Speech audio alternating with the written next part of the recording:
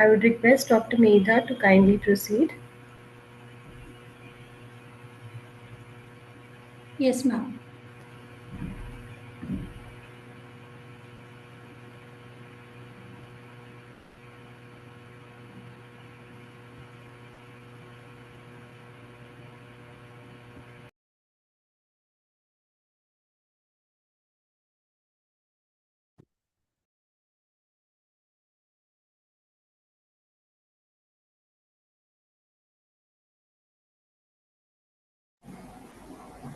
Hello.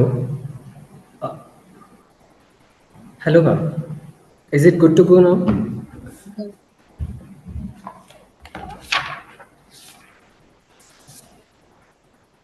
Hello, Payal, ma'am. Is it good to Yeah, yes, good to go, but then the voice is getting echoed. Okay. Yeah. Oh, is it clear now? Not that much. Medha ma'am,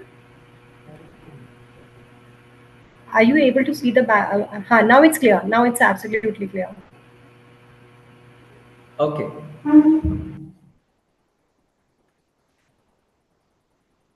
Shall we begin, ma'am?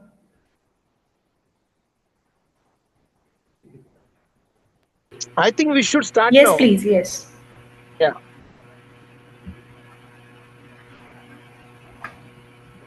Empowering afternoon, everyone.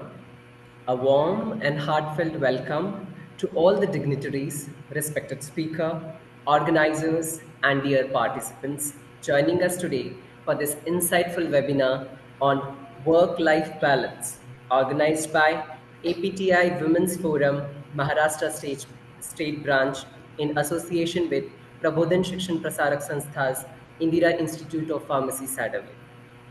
We are virtually gathered here to explore a topic that resonates deeply with all of us, balancing professional responsibilities and personal well being. With increasing demands in both the spheres, achieving harmony is not only desirable, rather, also essential.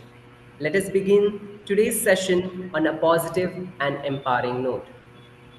Let us begin this enlightening session by invoking the divine blessings of Goddess Saraswati, the epitome of knowledge, wisdom, and inner peace. Saraswati Mahabhageya Vidde Kamalalochane Vishwarupe Vishalakshmi Vidyam Dehi Namostate.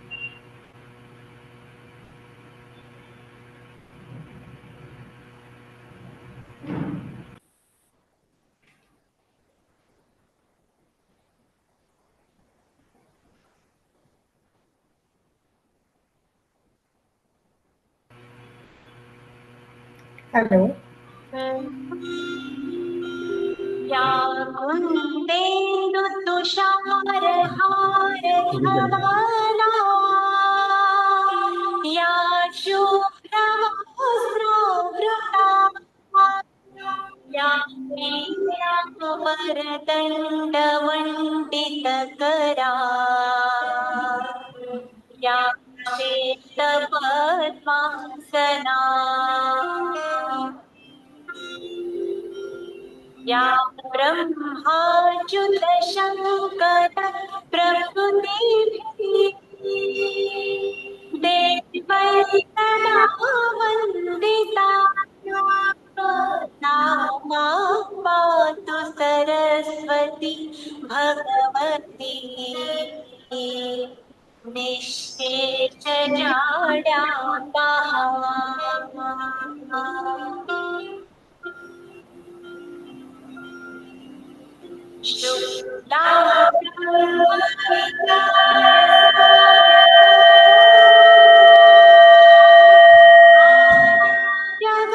जगत्व्यापिनीं वीणा पुस्तकधारिणीमभयदा जाड्यान्धकारापहा हस्ते स्फाटिकमालिका विदधति जने संस्थिता वन्दे तां परमेश्वरीं भगवतीम् उत्तीर्णतां शारदाम्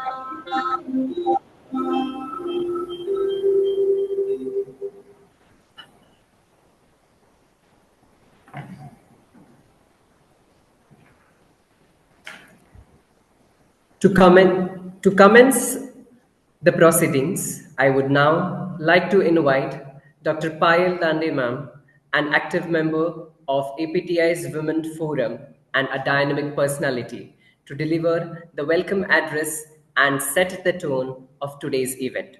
Over to you, ma'am. Thank you, Mr. Nickel. Am I audible? Yes, you are. Yes. A very warm welcome to everyone on this webinar on work-life balance, which is going to start shortly. I would request our, yes, I can see now. So I would request Vidyut ma'am to be here while I welcome all the participants to the webinar.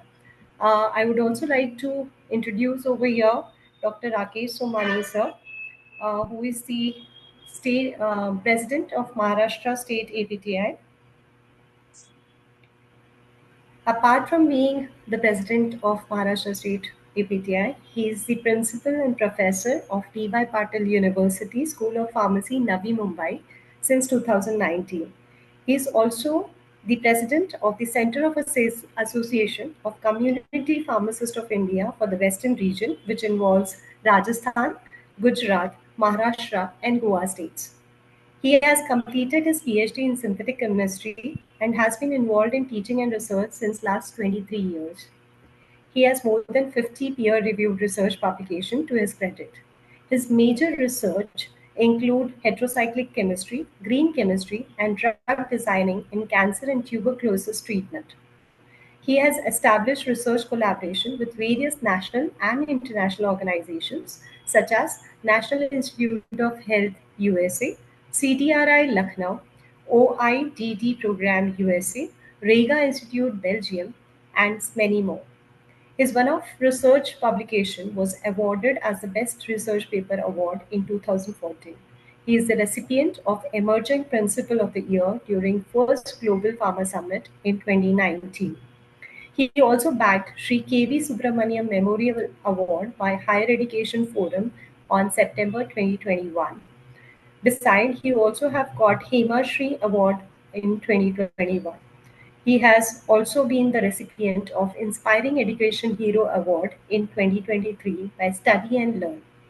Leading contributor and influencer in the academic research and industry at Advantage India Conclave Mumbai on February 2024 for his contribution to the pharmaceutical education. He has guided more than 50 postgraduate students and 4 PhD students four students have also completed their PhD under him. Apart from academic responsibilities, he has been proactively working in the accreditation, innovation, incubation, entrepreneurship, and other development activities. So we request Somani sir to kindly tell a few words and welcome the participants in this webinar. Yeah, thank you, Dr. Payal, madam, for that elaborate introduction. Actually, today we are very eager to have Vidyut, madam, here for all of us because I am also struggling that work-life balance. I'm traveling for a work and trying to understand and attend this particular webinar. Anyway, so on behalf of the Maharashtra APT, I welcome all the participants, particularly the faculty members who are attending this particular webinar. Today, this is an era of a multi tasking. Many of us are doing this multitasking every now and then, and while doing so, we always struggle kind of work-life balance. There are challenges at workplace, and there are challenges at the home as well. And so, such kind of webinar would certainly give us that edge over. I thank on behalf of the APTI Maharashtra to the management and the principal of Indira Institute of Pharmacy, with whom we are collaborating for this particular webinar. I also acknowledge and thank the Women Forum of Maharashtra APTI, led by Dr. Payal Dande, who is a APTI Maharashtra Women Forum convener, Dr. Lovina Jain, the coordinator, and the entire team, including Dr. Medha Khade, who is actually leading from the front this particular activity of today's webinar. And also thank our speaker, Vidyut Kanikar madam, for her, valuable time for all of us. And look forward, since I have more 40 minutes for the journey in which I am there, I'm sure I will be able to attend this entire event. And look forward that, madam, such kind of webinars will certainly give us necessary inputs which are very much required for pharmacy fraternity. Thank you so much once again, all the participants, and let us make the use of this learning in our lives so that our work and life balance become very, very smoother. Once again, thank you to the Women Forum. Okay, thank you, Doctor. Thank you so much, sir, for your warm and thoughtful words. Now, I request the respected principal of Indira Institute of Pharmacy, Saravli, to kindly introduce our esteemed speaker for today's session, whose insights and experience will surely leave us enlightened. I would request Mr. Nikul to kindly proceed. Okay. Ma'am, am I audible? Yes, you are. Yeah. Thank you so much, sir, for your warm and thoughtful words. Now, I request the respected principal of Indira Institute of Pharmacy, Sadavli, to kindly introduce our esteemed speaker for today's session, whose insights and experience will surely leave us enlightened. Over to you, sir.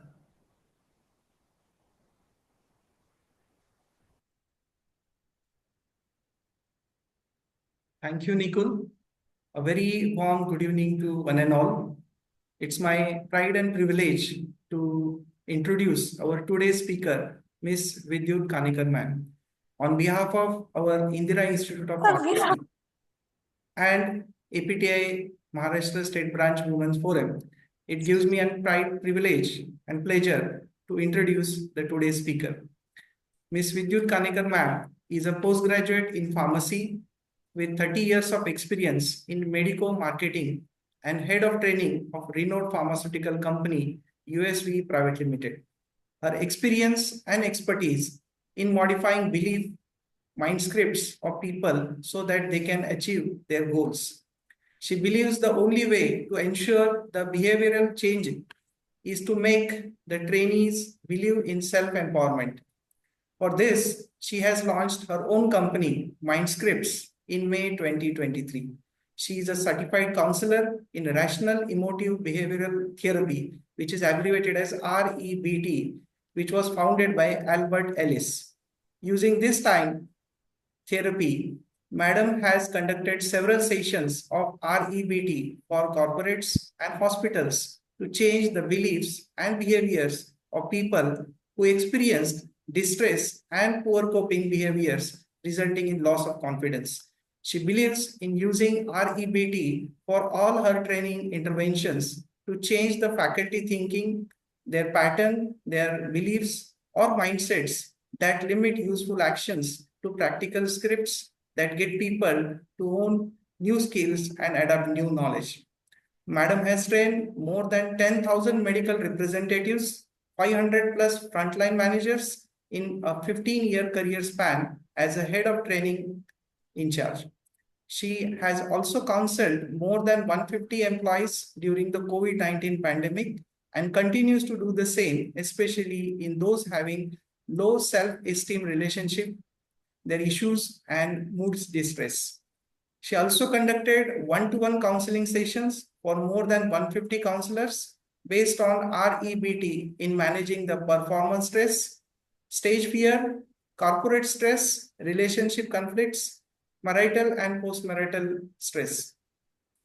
She has conducted several programs on skill developments. Some of those are include interpersonal skills, assertive communication, emotional intelligence, work-life balance, leadership training and team building, critical thinking and reasoning skills, decision making, motivation, and goal setting.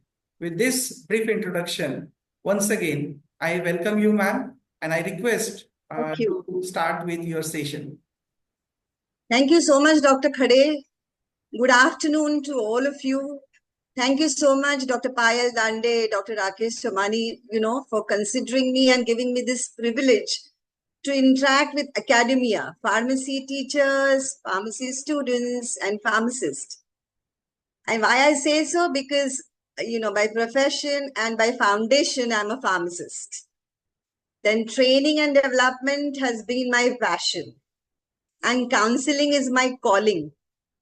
And therefore, I think, I'm extremely grateful to God that I have been able to integrate all of this and then, lead a more meaningful life even after I have now retired from USV and started my own company called Mindscripts, which I always had a vision I would start because I thought while doing the training of my medical reps and my sales force that mental health and confidence, is so important for good in-clinic performance of my salespeople and to develop that so necessary relationship with the doctor, that I thought it is important to do a holistic kind of training where you train the people on what they believe and train them on beliefs that work to produce certain results. And well, then there has been no stopping. Therefore, Mindscripts was always my mind script. And the tagline says, you write your success script, which means that you have a vision for what you think is your calling. And then, you have certain goals to put it into action. I'm still work in progress, but it means I strongly believe that the mindset comes in first, and then you hone the necessary skills to achieve your goals. So the mindset is something that is also very important on what I'm going to discuss today. The work-life balance is an extremely controversial topic. There are some people, including my CEOs and who believe that work-life balance is not a truth, and that work and life can be integrated. So, well, I have this thought that at different stages of your life, work-life balance as a definition is unique to you, your family, all right? And also, it will keep on changing as a belief. So, however, I'm going to take you through, I hope that the insights that I have collected over the years and, what evidence-based rational emotive behavioral therapy says will be able to help us understand how to self-empower ourselves so that as teachers, we make happier students. We are happy, we make the students happy, and we make our family happy. That's the bottom line. So let me now share screen and put my best foot forward to put in work-life balance here.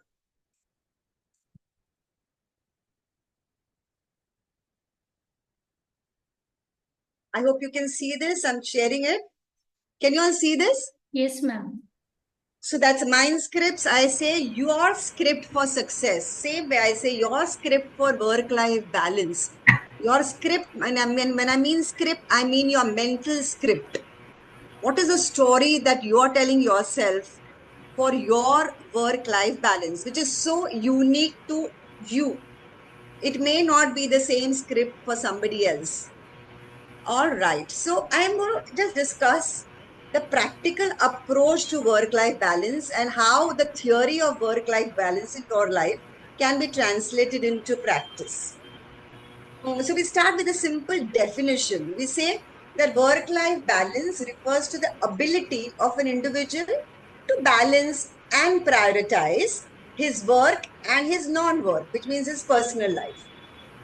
So yes, it's about creating a sustainable, when I'm saying sustainable, it means something that you can replicate, you can scale and maintain, where neither the work nor the personal life dominates or suffers.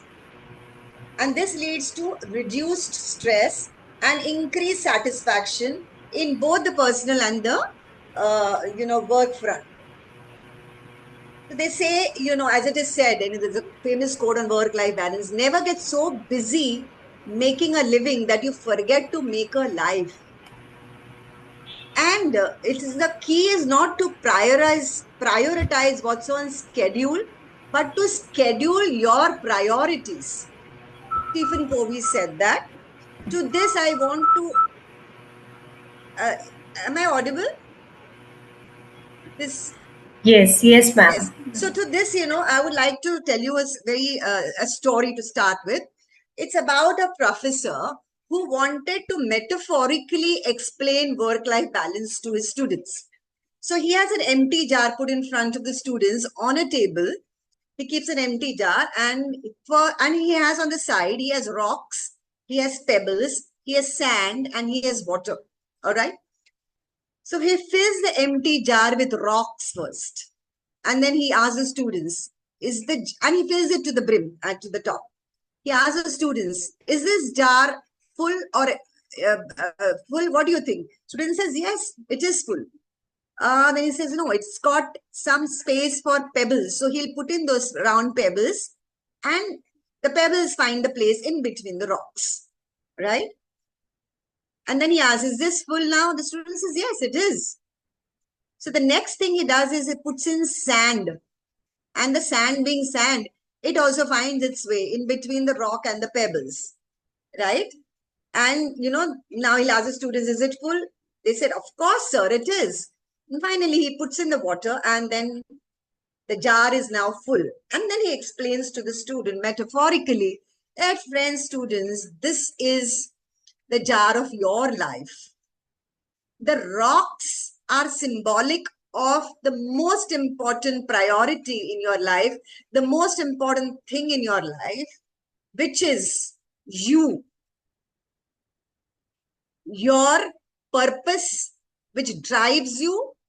And it is not related to job, your purpose, which is a vision that you have for yourself. So while I was a training and development person, my vision was to always be training and counseling together. So that was the vision. So that was me, my calling, my purpose. Then your health and your family, So those are your rocks, the most important thing. The pebbles are the job that pays your bills. That also gives you a lot of growth because there are challenges, and challenges shape your life, right? So if you go out and work and you do justice to your, what you studied, whether you applied fully or not, but yes, it helps you discover a lot about yourself. So pebbles are the job opportunities. Sand is pleasure, entertainment, social life, etc. And so he says, this is your life. And if you had filled it up with sand first, sand is everything else. If you fill up the jar of your life with sand, there is no room for the rock and the pebbles. That means this is a wrong prioritization. You're filling up something which is not, doesn't fulfill your life, right? So the entire metaphor is your life as a teacher has work, it has personal time, which does not mean only family, it means you, right? And of course, the job pays your bills, it gives you a sense of identity, but job cannot be the only identity you have. Your titles and your job cannot be your identity, right? Yes, then you are a part of a race, which is there, we cannot deny that. But the personal time and the family time and time for relationships, equally important. That's what I'm saying. The key is not to prioritize what's on your schedule and keep on doing things without thinking about, what is it that I see myself doing when I do not have these titles, I don't have this job. Yeah. So how a person who has just started a career will think about work-life balance? will be entirely different from how a person who is about to retire should think about work-life balance. And I am going to talk about balance in a way in which you will be busting or you will be debating or disputing a lot of misunderstandings and myths we have about work-life balance. Like, for example, I have known a lot of people whose work and personal life is completely integrated. They don't have any other personal life. Children are studying and they are, children are married or something. And husband has his own life. But they forget that there is something called personal development, which is never going to stop till you die. My 92-year-old mother still I see a lot of her still happily and very therapeutically cooking. And I think that she has a great work-life balance even now, because she has work also and she has personal lists. So this is how we are living today. Let's go to the next slide. So there are common misunderstandings about work-life balance, which I'm going to bust. The red is talking about the myth and the reality, and I'm going to go further on.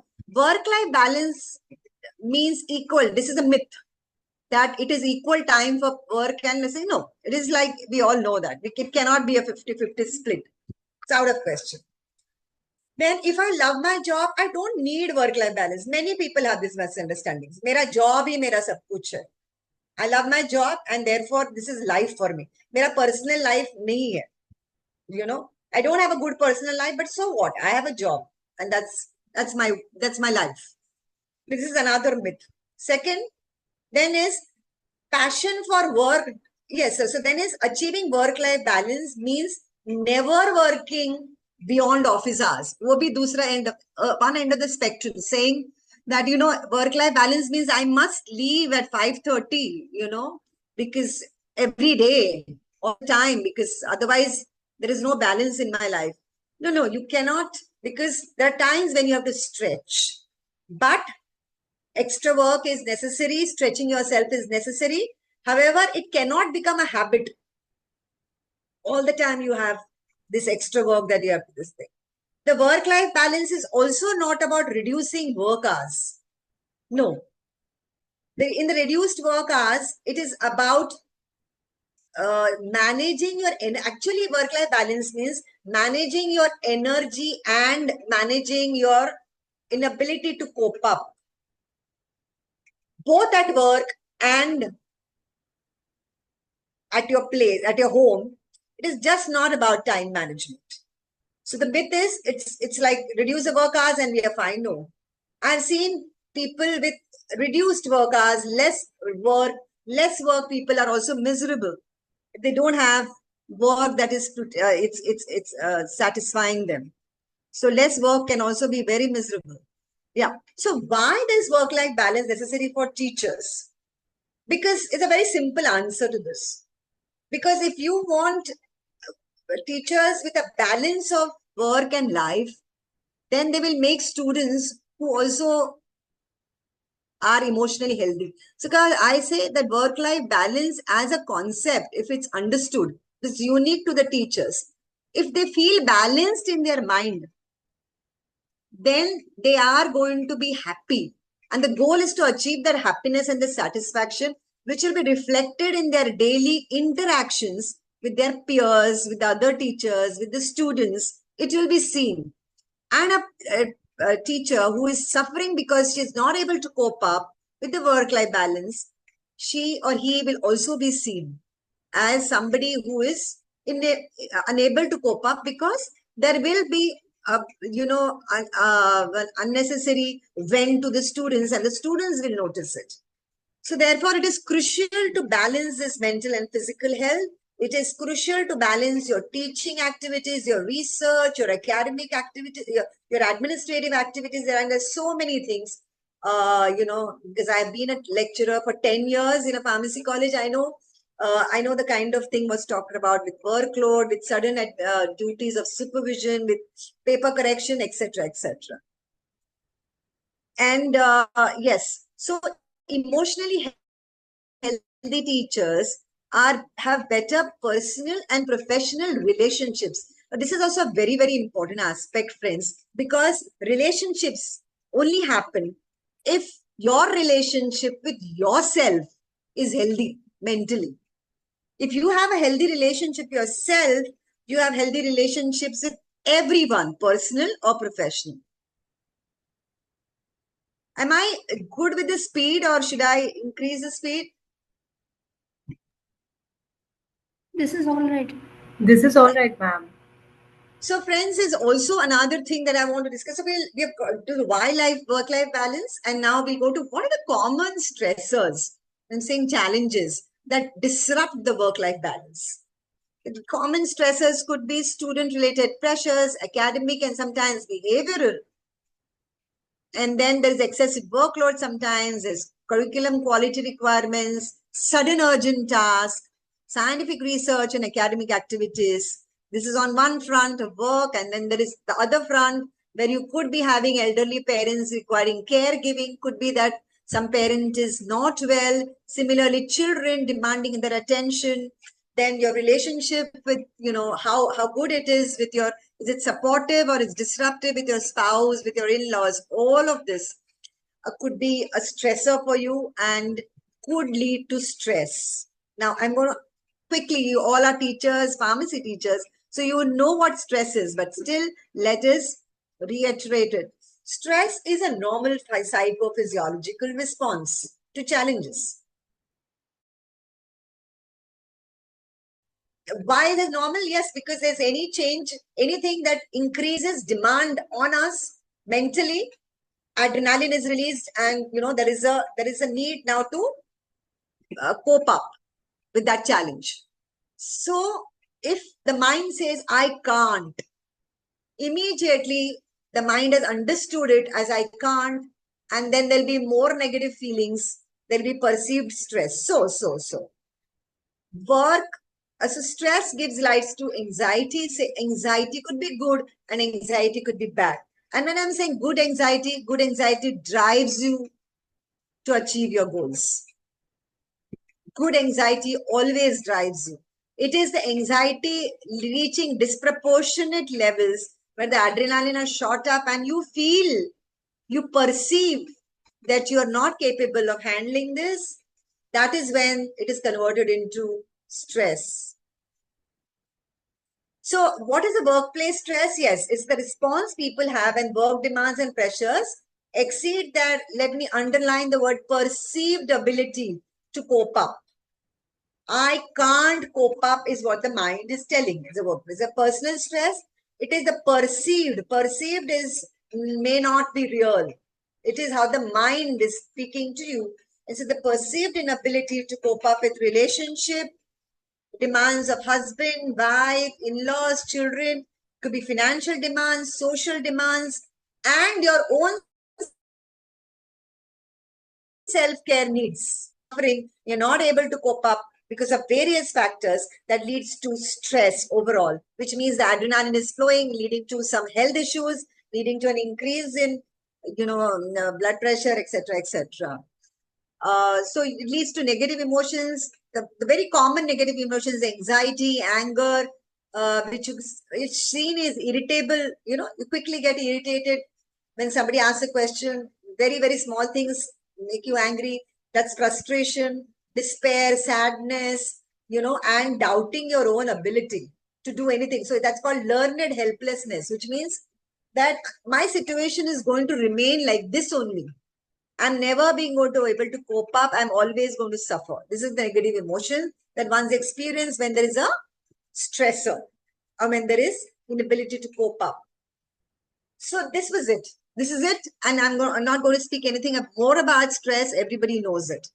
Now the next slides are going to talk about how rational emotive behavioral therapy is going to help us reduce this self-created distress, because the philosophy of Albert Ellis is very simple.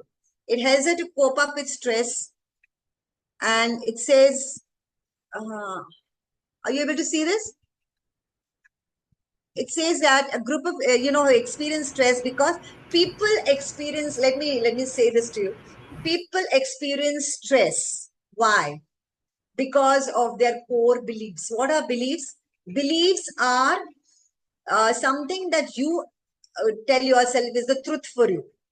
It is a pattern of thinking which is developed over years because of the experiences you have, because of the upbringing you have had, because of your teachers, trainers, friends, media, social media, whatever it is. It is how you think and the pattern of your thinking. And these are your core beliefs, which is defining you as a person. The core beliefs could be rational as well as irrational. What are they? These are deep thoughts or ideas we have about how we are and should be, how others are and should be, and how the world is and should be. So it shapes, it decides our automatic responses to various challenges, and it shapes how we think, feel, and act. So beliefs are being classified into two, rational as well as irrational. Rational is based on data and logic. Example, I believe in yoga because I've seen the benefits of yoga for my health. So it's based on data for you. So logically, I should be doing yoga regularly because it's based on the data that I've seen my health improvement, my work, blood work, and my whatever the HbA1c and all of that has shown me the results. So there's data, right? The second is, the other one is the irrational beliefs. You know, rational beliefs are helpful because they're realistic. It's based on data. Evidence-based. Rational is evidence-based, that we all the time talk about in clinical trials, etc. Whereas irrational is not having that evidence. It is feeling, like a gut feeling, or intuition can also come in irrational, but sometimes it is positive also. However, most of the irrational feelings could be unhelpful, could be unrealistic. Now, give me an example of an irrational belief out of this context. If somebody is diagnosed, a 32-year-old person is diagnosed with diabetes, the doctor tells him that you have diabetes. The immediate reaction is denial. I cannot have diabetes. I don't eat so much, etc. So it is not the diabetes which is causing him the distress, the news that he has diabetes which is causing him the distress. It is what he believes diabetes can do to him which is causing the distress. He believes that diabetes will restrict his food, will restrict his life, will cause him kidney failure, he has seen somebody with a food amputation. So he believes this about diabetes if he doesn't have the right knowledge. So therefore, this is irrational. So his belief about diabetes is irrational. It is more emotional. It is not based on data or knowledge. Now let us look at some core irrational beliefs, and this is difficult to understand in one session, but at least I'm going to try my best. Perfection anxiety. I must be perfect. The demand is I must be perfect all the time, or am I a failure? Let me give you an example.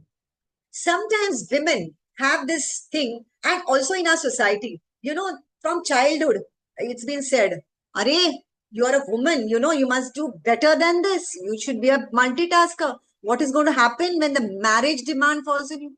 And therefore, so many women have phobic anxiety to get married today. The girls are not easily getting married. Yeah, they postpone this because they see marriage as something horrible. All right, so the demandingness is here that as a woman, I must be all perfect because there is more expectation from me, from the society, but sometimes the expectation also from self. Because of this, we are trained to think that if I'm not perfect, if I don't do everything that the society demands, my mother should be happy, my mother-in-law should be happy, my children should be happy, my husband should be happy, my boss should be happy with me. Creates a lot of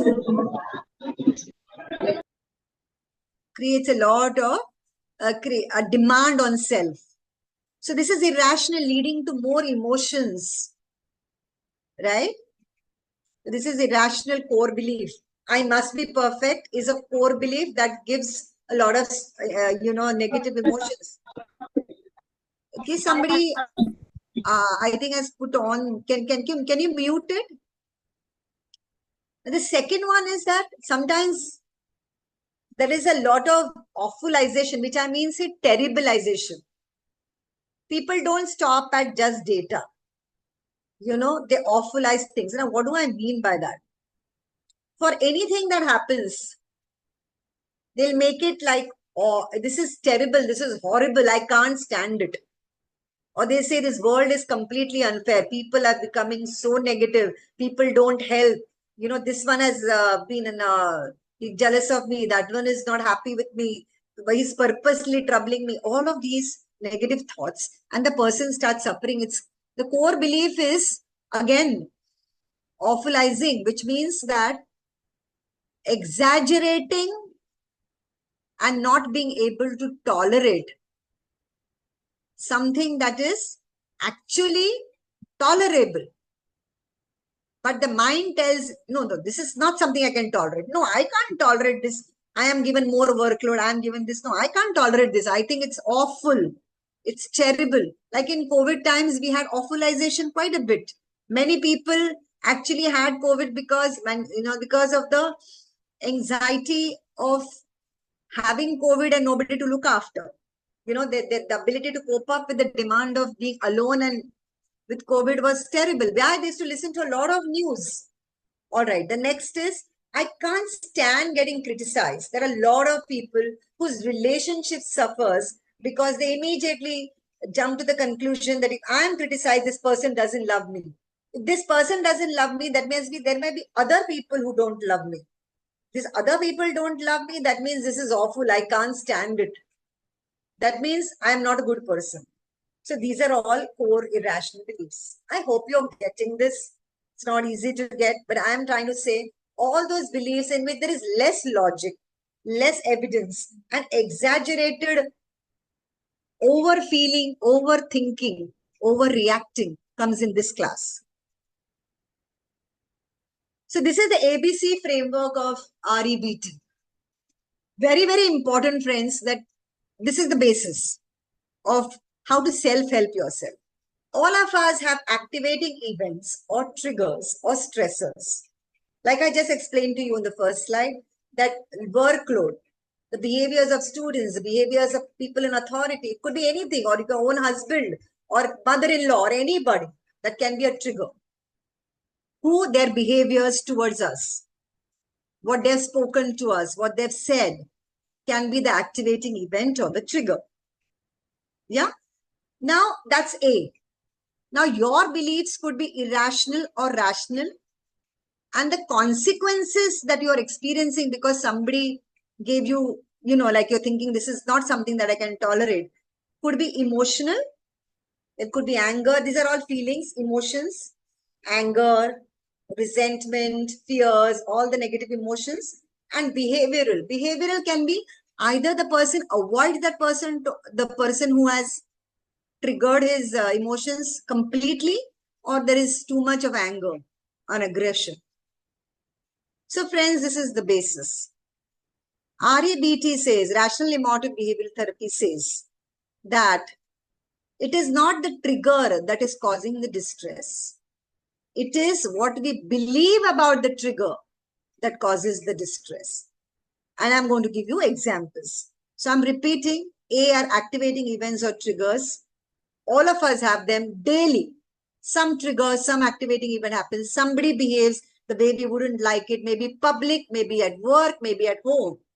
But people behave in a way in which we don't like it, right? To that, what is the response? It can be anger, or it could be, total avoidance of this, complete avoidance of such people or such situations. The beliefs could be rational, which I said useful, or it could be irrational, which is not useful. Not useful, emotional. Rational, logic. The core irrational beliefs can be demanding, means the person should not behave like that. It's terrible if he speaks to me like that. It's terrible if I can't handle it. It's terrible if somebody does not approve of my work. It's terrible if I can't be perfect. Yeah. It's terrible if that person is behaving to like this and therefore he must be punished. The student must be punished, etc. These are all core irrational beliefs. So work stress can be, so for example, if the activating event is,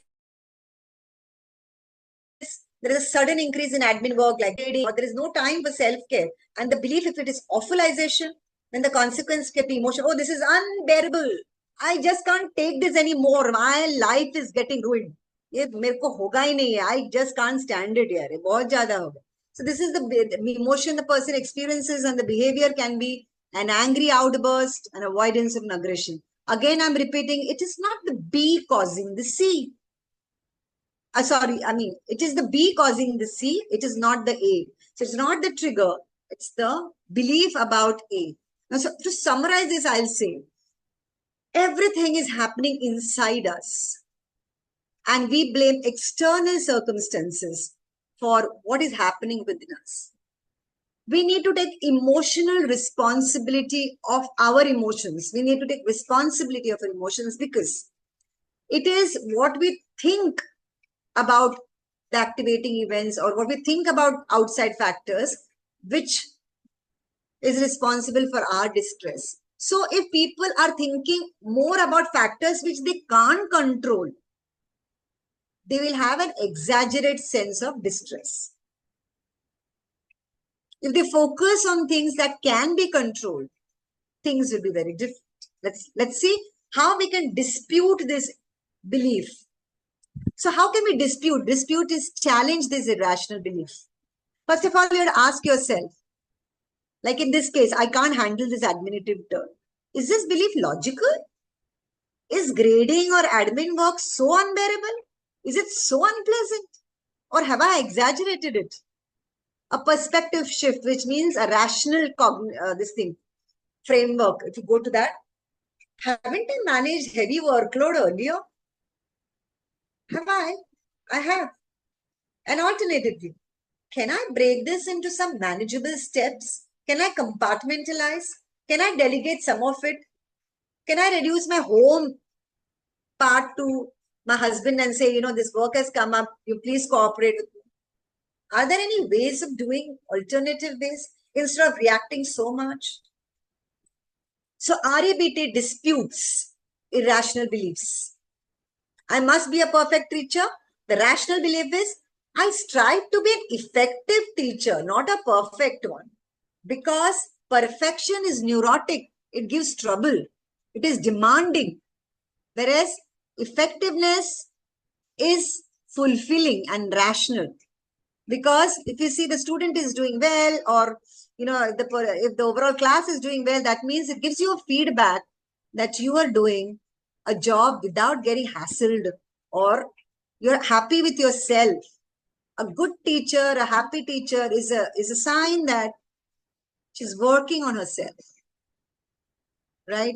So if I say no, people will think I'm incompetent. No, I can't say no. I cannot be saying no. They'll think I'm incompetent, or there will be some other job insecurity. That's another demandingness. No, I must never say no. Demand on myself. Whereas knowing say no will give you healthy boundaries, which means, I can give you very small examples of, creating those healthy boundaries. But assertive communication here, win-win. You should be able to tell that I can't do this because, this is data. This is so much work I have to do. Can this wait for some time? Because this is how I've prioritized my work. This you can say to your superior. So this is how you set in healthy boundaries, and explain it not in an arrogant and an angry manner, but in a win-win manner. Another thing is, my students' success completely depends on me. No, your job is to guide students. Their success depends on their effort, right?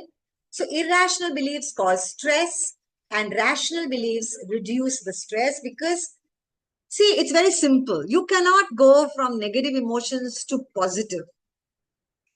What you can do is going from negative emotions and irrational beliefs to practical beliefs. and more logical thinking. So you create a balance. So you should be aware that the whole key is self-awareness. Same thing with the spouse. I'm not getting too much into it. Like you have an argument with the spouse and the belief is no demand. He must not talk to me like that. He must behave himself. He must not say this thing to me. He must understand me better. He must communicate better, etc., etc. All this is coming in a demandingness belief. Whereas actually, if you dispute this belief, if there is something that your spouse is talking to you, he or she, and if he's not saying that in a rational state of mind, you should avoid confrontation in high emotional state, always. There's so much now, WhatsApp, this, that, and all. So after cooling down, you should send WhatsApp message, but avoid emotional confrontation. Because you speak things that you don't mean. And what happened? Then the emotional withdrawals are more than the emotional deposits, creating a rift in relationships. So calming down and taking a deep breath when you know that this person is talking in the state of anger and talking things that don't really mean, just calm yourself down. Communicate to him or her later on how this behavior has impacted you. Communication is the key in relationship. Ask him or her, is anything bothering him? Many times in relationships, the main key between why there's a problem is because the man thinks my burden is more and she's not understanding it. The woman thinks my burden is more and she's not understanding it. It is always a difference in perception. So friends, I'm going to actually go to this, the practical script, the balanced self-talk that reduces work-life imbalance, or the balanced self-talk for work-life balance is this. Work is important, but so is my well-being. Right? That's a practical script. I can find ways to create time for myself. I just have to be more creative. I don't have to be perfect. I'm work in progress. Small steps towards balance is better than none at all. The rational actions, better time management, always. People who are better time management are better self-managed and they have better relationships. I can prove this to you. Because of lack of time management, there's lack of self-management, lack of discipline, right? Set boundaries, no checking emails after work hours, taking micro breaks to cool down and preventing burnout. Take a travel time, take something that you know that relaxes you. Personal time, hobbies, relaxation, and some family time.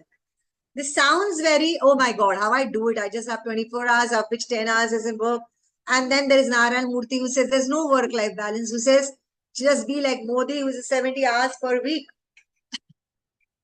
Be like him. When he's saying this, it means create a mental concept in which you feel mentally at balance, even though you're overworking. You may be doing that overworking at work, you may be overworking at home, but that automatic increase in stamina, mental stamina happens because you are spending time on your own self, in your own self-care. Right? So the outcome is you need a more balanced, less stressed teacher by shifting the thinking, I have no control, to I can make better choices. So you feel empowered rather than stuck. This is the last few slides. I hope I have the time for this 2-3 slides. So work doesn't define me. Work is a part of me. That is the first mindset. Work doesn't define me. Work is a part of me. Old mindset, my job is my identity and work. So new mindset, my life is multidimensional. Work is a part. Perfectionism, I've already discussed. Progress over perfection. Everything need not be done perfectly. What is matter is how you are progressing daily. If you're not progressing daily, there is a problem. But yes, you don't have to be perfectly doing things. You learn from your failures and don't repeat the same mistake. So that's mindset shift. I must be available to I set the boundaries. I've already spoken to you about it. Old mindset, I have to respond right away. Otherwise, I'll be falling behind. FOMO, fear of missing out. New mindset, boundaries protect my focus, my energy, and my well-being, which is those rocks. that I have talked about. Turn off notifications, block your deep work time, and define off hours. From work first to whole self first. Work comes before personal needs. That's the old mindset. When I take care of myself, I show up better in every area. And believe me, this is possible. Rest, exercise, downtime fuels creativity and builds your resilience. And I can vouch for you that this is what has happened to me after I've understood the use of self-REBT, which means that whenever I feel overwhelmed, I just write down, why is it that I'm feeling overwhelmed? What is it that I'm telling myself? What is that can't? That story that is not working for to achieve the results that I want to achieve. So yes, I think all of us need some amount of self-help, and we can appraise and monitor our own journey towards achieving a better work-life balance. Then it's all journey. So you have to be always busy to intentionally productive. Old mindset, being busy, I'm important, I'm successful, I'm always busy. Nahi. New mindset, productivity is about outcomes, not kitna ghanta kaam kiya, not works, how many hours you work. It is how was the result, how effective was your session, how effective, how long did you take, doesn't matter. Anyways, people don't have the attention time. Now I am going on and on. I think mera work-life balance, time balance, I have to take care, because I want you to relate to only one thing, and that is, it's really not about the time. It is about what energy you're getting into any work that you do. And therefore, it is very, very important to enjoy the journey rather than the destination. And I think that itself will bring in that, the much needed work-life balance. So the conclusion, the takeaway, friends, is stress is manageable with the right mindset. Work-life balance is achieved by balancing your logic, which is your rational thinking, with your irrational thinking. Irrational thinking to hoga, will be there because we're all human beings. We will have emotional more reactions sometimes, but we have to be self-aware that this is not overfeeling. Feeling TK, overfeeling cannot be very productive. Overfeeling, overthinking, and overreacting is something that we need to avoid. I can apply REBT daily for long-term emotional well-being. And well, the conclusion here is that work-life balance is a unique concept to all of us. Our family also has a unique work-life balance thinking. And well, we can be good examples of work-life balance to our families as well as our peers. And well, if the belief is strong, it will be seen in the behaviors. Whatever it is, it should be that there is no burnout, there's no emotional distress, and all of this makes a balanced teacher and hence healthier and more balanced students. Is where and this note, I end this session. Thank you very much for listening. And yeah, so well, I'm just to tell you that I'm enjoying this journey of this calling, this training and counseling, because it has helped me. The rational emotive behavioral therapy has helped me, and I was a lab of REBT on myself, because I saw how I went rational thinking to rational and how it's changed my entire life. And yeah, so creates a lot of meaning to my life right now, that I'm able to pass it on to others. And therefore, I'm investing in myself all the time, and I'm also in learning. And I'm learning through my case studies and learning through people who come to me for counseling. But I tell them, this is not about advice. This is about you helping your own self to do better in life. Thank you very much. Thank you so much, ma'am.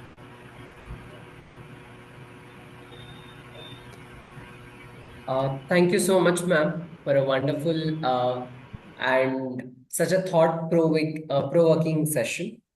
Now we open the floor for a question answer session.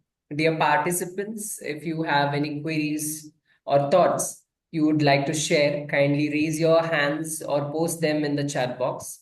We will take them one by one.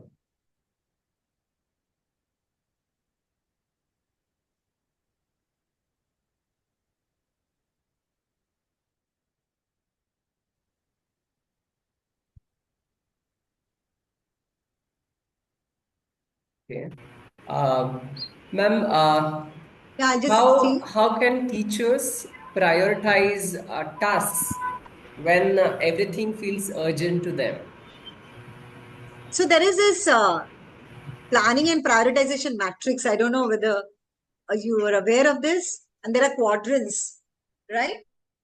So there are urgent tasks and important tasks, right? If you're able to understand which are very urgent, yeah, and important, so they will be on the top, right? Urgent and important, they will be, of course, having the top thing. Now, if it is not urgent and important, kaun sa activities aayega? Is that will come in the not urgent but important, your own development, right? Some task is given to you is urgent and important, you put it first. Your own development is not urgent, but it's important. Then there is not urgent, not important, time wasters. Some friend is calling just because, he's trying to feel good talking to you. Should be able to identify that this is time wasted. Social media, Instagram, scrolling, complete time waste. Unless you were looking for something. Yeah. Not urgent, not important. It's coming in that activity. Then urgent, but not important. You know what that is? What is urgent and not important? That is something that you had not fixed earlier.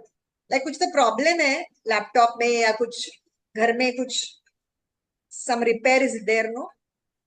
That is not urgent is no. What did I say? Urgent but not important. No? Yeah. No, it's urgent. That time it is urgent, but it was not important to you. So you postponed it. Now it has become crisis. क्योंकि वो टूट गया या कुछ like a cell phone, or if you watch that movie Mrs. that was continuously वो plumbing का काम leakage छोड़ा था, leakage and all was not fixed. Then it's stitching time saves time, correct? If it's not done in this thing, so yeah, it was urgent then, but you didn't fix it thinking it's not important, and then it became very urgent and very important crisis. Yeah. So yeah, so in your teacher's thing, to answer your question, your prioritization of your own task. Now academia is something that I left 10 years back, 10 or 15 years. So typically I know that there is regular lectures, there will be research, there will be all of that, right? Yeah. So would you be able to classify that into this Like some quadrants? urgent works, like some admin work comes in place, or like some exam work comes in place, or some other urgent works in terms of, say, mentoring to the students, or other things for that matter. So we have got some classes and we have to also occupy ourselves for those all things. So those also become sometimes very urgent, likewise. Right. Yeah. So sometimes, very urgent and important, you will have to weigh the pros and cons ki kitna urgent and kitna important. Yeah, that is the whole thing. So if it is very urgent to somebody else, but not important to you, that's when you have to set the boundaries. Because kaam uska hai, it is his work. Yeah. And he is making it sound it's very urgent. No, it's not urgent for you. Right. So you kind of have to say politely, not no, but can I do it because I have these priorities. Okay. So this is the self-management, and the self thing has to be very clear. Yeah, right. Otherwise, people will load you with very urgent and very important.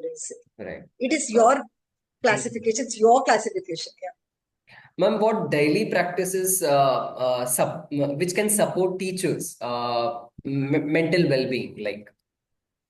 So that I didn't get into, but daily work-life balance will improve if you have an overall understanding of your. See, like I told you, like that rocks and pebbles and that story was too. So always at the back of the mind, you have this is what I want to do 5 years hence. right? Right, and that comes in your not urgent but important, right? It's Right. going to be so in the daily things is your job, which is paying you the check. That has to be done very well. Well, It's your family which is looking up to you for this. It's yourself who needs care, because if you are not taken care of, then you will have health issues. तो तुम्हारा भी exercise, तुम्हारा भी खाने पीने का ध्यान, your food, your food habits. I put all this into something called as fees. What is the fees that you have to pay for the quality of your life? FEES. Very, very important. What is FEES? F for your food habits. Very, very important. Food makes you. E is emotional regulation. The other E, FEES. F is food, E is emotional regulation. The next E is exercise. You have to put in some amount of walking every day if you are not able to do anything. I mean, if you can do yoga, nothing like it. Or gym or whatever you like to do. But that's your me time. Exercise has to be there. That's development. Then there is S. S, I think sleep. Sleep, very important. Sleep. Yeah. right. Sleep And is also good quality of sleep. Yeah. right. Not number of hours, but quality sleep. Quality sleep. ये तो basics है. Right. Ma'am, what policies or the changes which can be implemented in the institute to promote better work-life balance?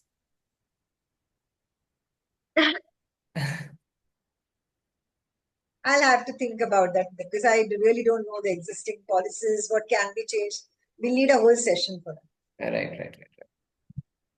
Any more questions, audience, participants? I have one question, ma'am. Dr. Payal? Yes. Yeah. Am I audible? Yes, very. What can be done with the over expectations of colleagues or management in the work-life balance? So one said, Payal, can I repeat the question? What can be done if there is the excessive Over expectation? Yes. Over expectation from your maybe authorities. Superiors, authorities. And the superiors. Yeah. Now, the thing that, now see, this is very simple. Over expectation is, it's already put the label as over expectation. No, because you say that it is over expectation. For those authorities or the people in this thing, no, this is the expectation, and they don't know it sometimes that it is over expectation for you. Got it? Unless it is communicated that the ability to set boundaries and be able to say no, because this, and of course it is once in a while one needs to stretch, correct? But as it becomes a habit, then one needs to have a conversation, a communication with the authorities or people in the top. This thing is telling them that, I'm ready to stretch once in a while, but these are my responsibilities towards myself and my home. And for it leaves no time and room for my own development. And I'm feeling quite distressed about it because I think I can't cope up. So this ability to have a conversation about whether we can delegate work, whether this can be a shared work, this thing is something that we need to have a talk, and the communication needs to be win-win rather than making an allegation that you are giving me so much work. I'm being singled out. That should not be the way to do.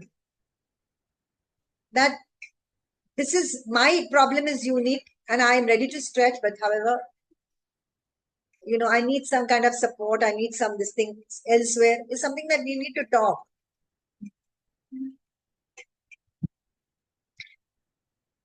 Is that good, Dr. Payal? Yes, I mean, actually, there are many things to it. It's like just like your, like as saying the REBT, the spouse, where the sudden thing is, oh, I have to do this. I can't cope up with this. This is an over expectation from me. And if you start like this, then the other person feels as an assault or this is too much of a reaction. So being able to calm down and not react that time, and then able to go back and say, you know, this is what it is. And therefore, I think that I feel that this is an over expectation because I can't cope up. So this can't cope up becomes a little a thing. And you should be logically checking whether you can't cope up and you've coped up in the past. And now you're finding it an everyday thing. It cannot become a habit. Once in a while, True. Thank you, ma'am, for such engaging and fruitful discussion. Before we move to the final part of our program, I request all the participants to kindly switch on your video cameras for a virtual group photograph as a token to remember this meaningful event. All the participants, I request you all to switch on your video cameras for a virtual group photograph. All the participants.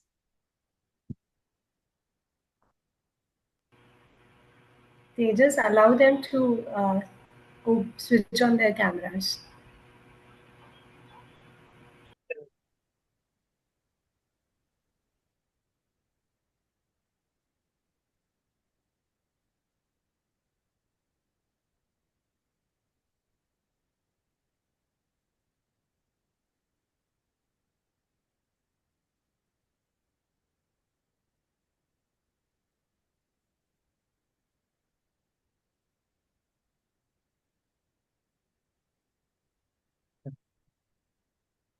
Yes.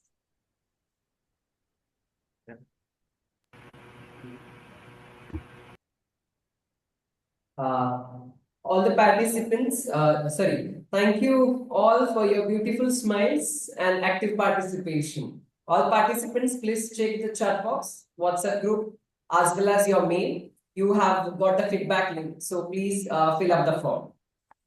Now, on behalf of APTI MS Women Forum, we are honored to present a certificate of appreciation to our today's guest speaker, Ms. Vidyut Kanikar ma'am. Ma'am, the certificate will be posted on your address very soon. Yes, yes, surely. Thank you. Yeah. Thank you. Yeah. To formally conclude today's insightful and enriching session, on behalf of APTI Women's Forum, Maharashtra State Branch, in association with PSPS, Indira Institute of Pharmacy, Sadagri, it is my proud privilege to propose the vote of thanks for today's webinar on work-life balance. First and foremost, I extend our heartfelt gratitude to our esteemed speaker, Ms. Vidyut Kanikar ma'am, for sharing her valuable time, wisdom, and practical strategies on maintaining a healthy balance between personal and professional life. Your words have truly inspired us to reflect, recharge, and realm our priorities in the pursuit of holistic well-being. I would also like to sincerely thank APTI Maharashtra State President Dr. Rakesh Somani sir and APTI's Women Forum Maharashtra State Branch Convener Dr. Payal ma'am, Coordinator Mrs. Lovina ma'am, and Member Dr. Medha Khade ma'am for conceptualizing and supporting this much needed initiative. Your constant encouragement to address topics that impact the lives of pharmacy professionals is truly commendable. A big thank you to the management, principal, and organizing committee of Indira Institute of Pharmacy, Saturday, for your support, coordination, and seamless execution of this event. Your efforts ensured that everything ran smoothly and effectively. I also extend my gratitude to all the participants who joined us today. Your active engagement and enthusiasm were instrumental in making this event interactive and meaningful. Let us carry forward the insights gained today and strive for more balanced, productive, and fulfilling life. Once again, thank you all and wishing you peace, wellness, and continued success.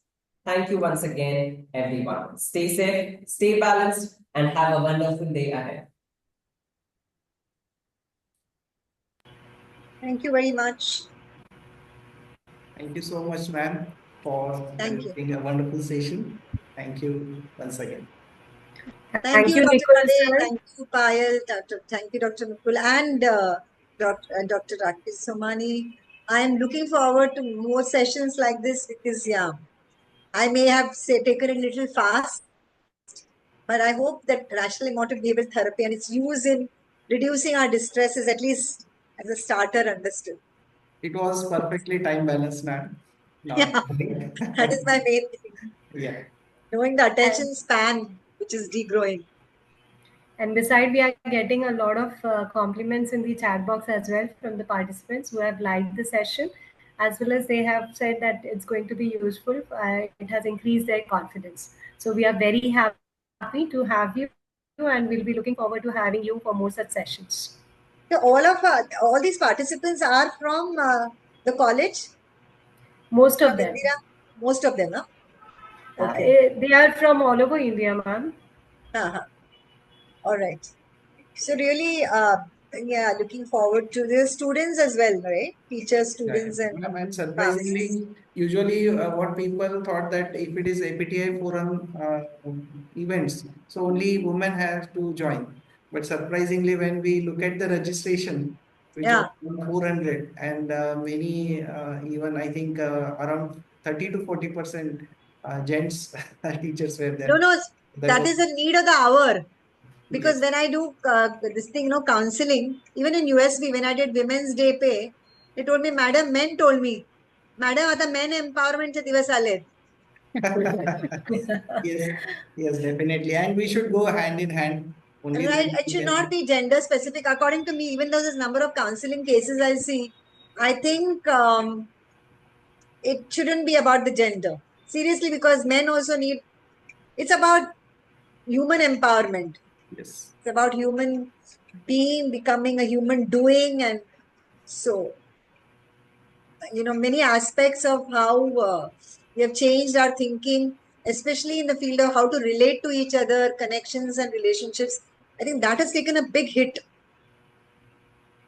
And therefore, True. it is important to understand the difference between selfishness, individuality as a society, and self love. Many times it is not understood. Many times self love is not understood. Anyways, thank you very much. And I am also very happy because, I got this opportunity to interact with so many women teachers, men and women teachers, and this thing, yeah. Interact in the sense that we see that. And always academia has been close to my heart because I was 10 years in teaching Great. in a college of pharmacy. That was my immediate after MPharm. That's really nice to know. Yeah, I was in teaching. I was in NSS College of Pharmacy at Tardev. After, along with which I did medico marketing. So it's been said, once a teacher, always a teacher. Yeah, the teacher, trainer, and always, and still, because teachers and trainers are always to become learners, no? We cannot just be trainers.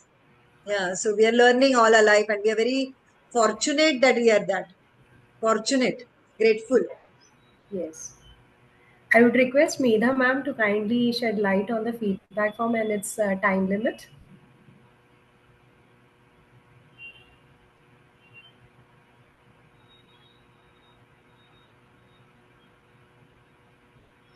Pardon me, ma'am. Ma'am, kindly tell the participants about the time limit of the feedback form, like how long will it be available? By 25.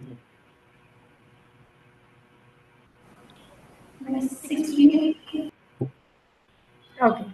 Okay. So you can share the same details on the Yes, yes, group, WhatsApp group as well, so that people are aware of yes, it. yes, definitely. Yes. So yes, and I think now we are here to end the session. Yes. And one more So thing. Yeah, before concluding the session, once again, thank you to Payal ma'am for actually coordinating this and conveying to the uh, teachers across the Maharashtra and across the country. And a special It's thanks to Dr. Rakesh Somani sir for giving opportunity to collaborate with this APTI Women Forum. And my special thanks to Mr. Tejas for managing all this entire webinar on the backhand team. So thank you once again to all of you for responding. And one more thing that we told that all the participants will be getting e-certificates. So all you should fill the feedback form, and in due course of time, probably in 4 to 5 days, you will receive your e-certificates on your email. So thank you all of you. Thank you, sir, and thank you, and bye. Nikhil. Yes, we look forward to having you, ma'am, for the more sessions. Yes, in yes, future. surely. Yeah. Thank you. Thank you, everyone. I think we And can I think end you the should session. consider a live session in Ratnagiri after this summer has gone. Yes, yes, definitely. As We it's invite a you- we invite as it's a you to beautiful have place. Alfonso Yeah, mango. it's a beautiful. I'm from Goa actually. Okay. So I like this. Konkan, I like the Konkan region very much. I like the green. All right. You will also like the Alfonso mangoes. So soon the season will start. Yes, yes, yes. You can come. Yeah, surely. Surely.